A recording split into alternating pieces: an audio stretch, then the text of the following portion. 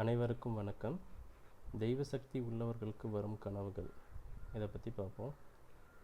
நாம் அனைவரும் இரவில் தூங்கும்போது அதிகமாக கனவுகள் காண்கிறோம். அந்த கனவுகள் எல்லாமே ஞாபகத்தில் இருப்பதில்லை.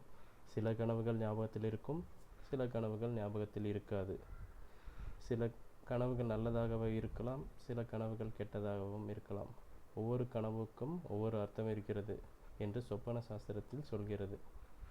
தெய்வ சக்தி உள்ளவர்களுக்கு வரும் கனவுகள் சில சமயம் நம்மிடம் நல்ல சக்தியும் தீய சக்தியும் பேசும். நல்ல சக்தி நமக்கு வரும் நல்லதை கெட்டதை சொல்லும், தீய சக்தி நம்மை கனவில் பயமுறுத்தும். தெய்வ சக்தி இருப்பவர்களுக்கு, அதாவது நல்ல சக்தியானது நம்மிடம் பேசுகிறது என்றால் ஆன்மீகத்தில் அதிக ஈடுபாடு கொண்டவர்களாகவும் அதிக யோசிக்கக்கூடியவர்களாகவும் இருப்பார்கள். தெய்வ சக்தி உள்ளவர்கள் யானை, கோவில், அதே சமயம் இறந்து போன முன்னோர்கள், லிங்கம், கோவில் ஆகியவை கனவில் தோன்றலாம். யானை தோன்றினால் கனவில் வந்தது என்றால் உங்களை சுற்றி இருக்கக்கூடிய ஏதாவது ஒரு பிரச்சனை முடிவுக்கு வரப்போகிறது என்பதை காட்டுகிறது. அதே கோவில் உங்கள் கனவில் தோன்றினால் உங்களுடைய புதிய முயற்சிகள் யாவும் வெற்றியடையும் என்று அர்த்தம்.